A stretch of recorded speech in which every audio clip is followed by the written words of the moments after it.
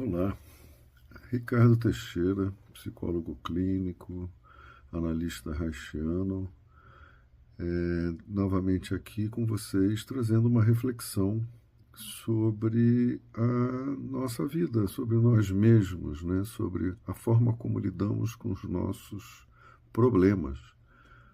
Né? Você já parou para pensar em seus padrões? Como você lida com seus problemas? Problemas aparecem o tempo todo, né? A vida traz sempre problemas e dificuldades, né? Dificuldades são vivências associadas, né, ao que é inerente ao nosso tempo, ao nosso momento. Por exemplo, se você tem 17, 18 anos, você tem a dificuldade de atravessar essa passagem, né? É difícil passar da infância para a adolescência, da adolescência para a vida adulta. Isso não é fácil, né? Quem pensa que é fácil se ilude muitas vezes. Claro que faz muita diferença, né?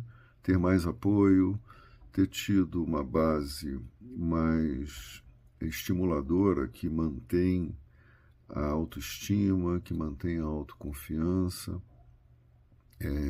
Mas isso é raro na nossa cultura, né? Atravessar, se estabelecer na vida adulta, né? Atravessar essas fases, por exemplo, ter uma certa idade em que se assume a responsabilidade de um casamento ou de filhos, pode ser com ou sem casamento, né? Nossa época está muito variada, né? Dificuldades com as questões ligadas à identidade, gênero, essas coisas que hoje em dia são muito fortes, são muito presentes, né? E para muitas pessoas isso é um grande problema, né? Então, mais tarde um pouco, né, amadurecer, depois da conquista de um lugar social, que às vezes é uma conquista insatisfatória, ou porque se tem poucos recursos financeiros, ou porque não se sente satisfeito profissionalmente. Os relacionamentos são sempre difíceis, né? Embora mais fáceis para uns, né? Tudo isso são dificuldades e problemas, né? Problemas são questões que a gente tem que enfrentar na vida, né? Tanto quanto dificuldades. Acontece que todos nós, todos, pensem, olhem à sua volta, né? Olhe para as pessoas à sua volta. Todos nós somos efeito das influências que nós trazemos da nossa cultura, né? Cultura e família. A família é a transmissora da cultura.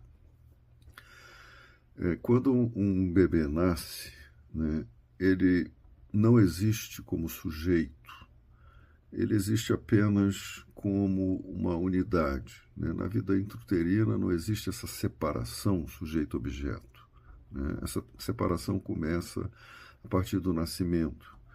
Mas uma série de experiências da vida intrauterina podem ser marcantes na constituição desse sujeito, né? Então, a gente está sob a influência do cenário traumático, né? Trauma é quebra, é ruptura, né? Trauma torna a vida desafiante, mais desafiante ainda, né? Trauma tem seus ciclos. Trauma traz conflitos. Trauma associa-se aos desafios da vida. Então, às vezes, é mais difícil encarar os desafios do crescimento, né? E como é que a cabecinha da criança funciona e depois isso vai influenciando no funcionamento do adulto, né? A gente é marcado por mecanismos de defesa, né? A gente tenta não sentir, não tomar para si, não se implicar, né? Você vê como, às vezes, uma pessoa passa por algo inesperado, um acidente ou qualquer coisa, e diz, nossa, pensei que isso nunca fosse acontecer comigo, né? Mas como assim, né? Na condição humana tudo pode acontecer, né? Um raio pode cair na sua cabeça? Claro que pode, sem querer ser catastrófico. Então, para compensar, você pode ganhar na loteria também, né? Tem uma probabilidade pequena. Enfim, estamos todos sujeitos às intempéries da vida, né? E como é que a gente faz para lidar com os nossos problemas e dificuldades? Você já parou para pensar sobre isso? Você parou para pensar em como você é, né? Quem é você na interação? Geralmente, você está olhando para fora, né? Como toda criança. A criança nasce e olha para fora e quer ter uma presença no mundo baseada naquilo que ela deseja ser, né? Ou pensa que é.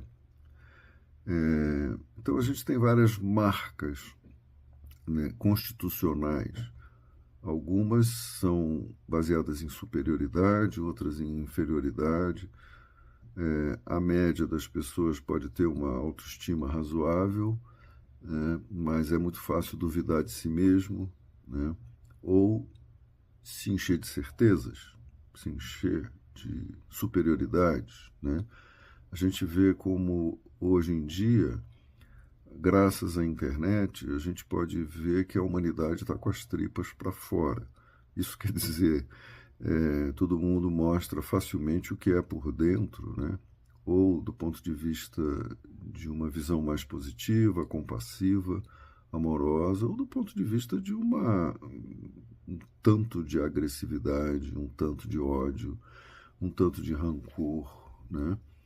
E que as pessoas deixam transparecer sempre acusando, apontando, julgando, né? A política se usa disso, né? Os políticos se aproveitam dessa característica humana, sempre tratando de denegrir, né? De atacar, denegrir no sentido de manchar, né? De atacar, de criticar, de condenar, né? Condenar aquilo que pode afetar moralmente aos adversários, né? Só que o outro lado faz a mesma coisa, né? Então, ganha quem for mais violento, ganha quem for mais contundente, e isso é óbvio que é uma grande cortina de fumaça que impede que as pessoas vejam exatamente quem são de verdade esses políticos, né? Quem são esses líderes, quem está se propondo a lidar com os problemas do ponto de vista da política, da democracia, do poder público, etc., né? Então, vamos olhar para nós, né? Se a gente tira esse olhar do outro, o outro tem que me validar, né? O outro precisa concordar comigo, com quem eu sou, né? É como se o outro me olha de cara feia, se o outro me reprova, me reprime, eu estou sujeito ao desejo de que o outro me valide, né? Isso é um problema muito sério, isso traz muito sofrimento, muita angústia.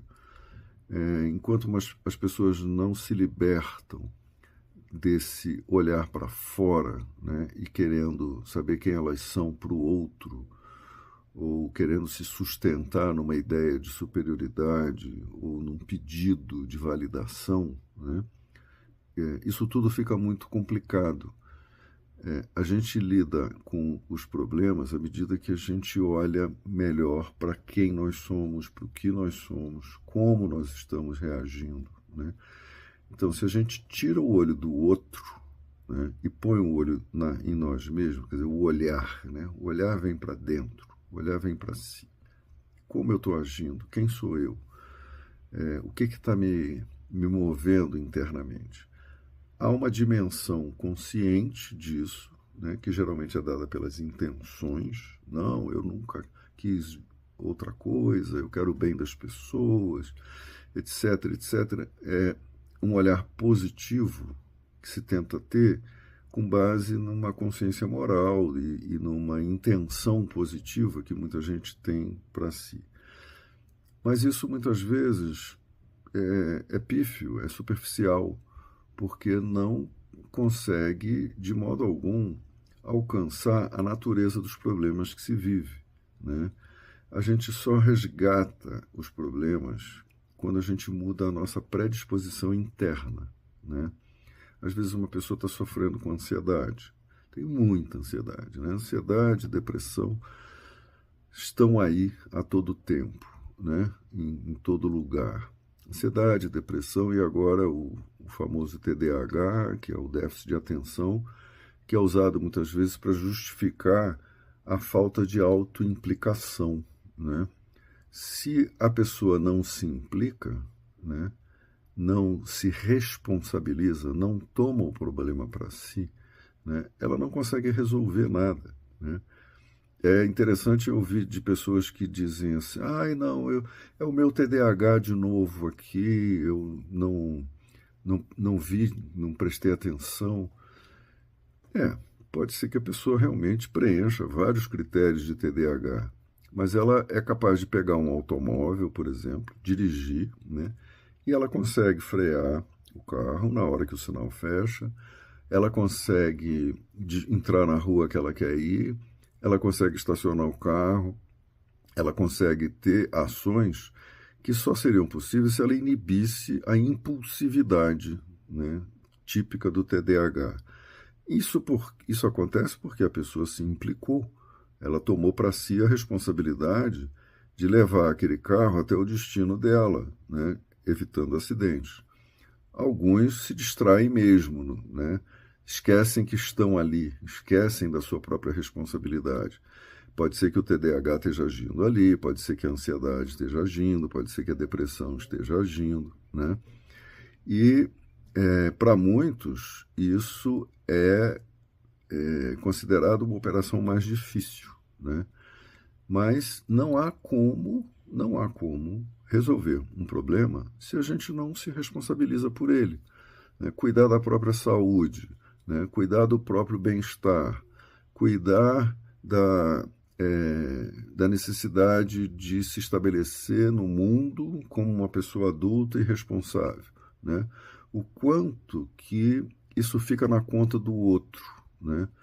Eu que escuto histórias, muitas histórias, né? Histórias de relacionamentos entre casais, relacionamentos familiares, né? Essa falta de autoimplicação fica muito visível, né? E por razões que às vezes as pessoas não se dão conta e por isso precisam da ajuda de um processo terapêutico, né?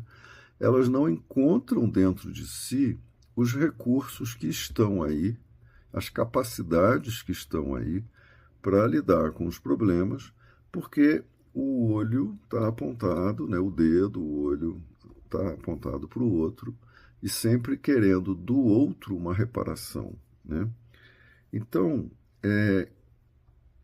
quando a gente consegue retomar essa responsabilidade, dizer, não está na mão de ninguém, ninguém vai me salvar, né? Ninguém vai resolver nada por mim. A busca de um processo terapêutico, por exemplo, pode ajudar a pessoa a encontrar os recursos que ela tem para seguir adiante e para se sustentar na sua autorresponsabilização, né? Isso não quer dizer que tomar para si essa responsabilidade seja suficiente, né? É preciso que a gente implique-se muito mais, porque a função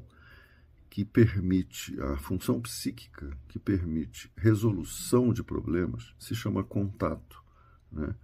Tomar contato, fazer contato.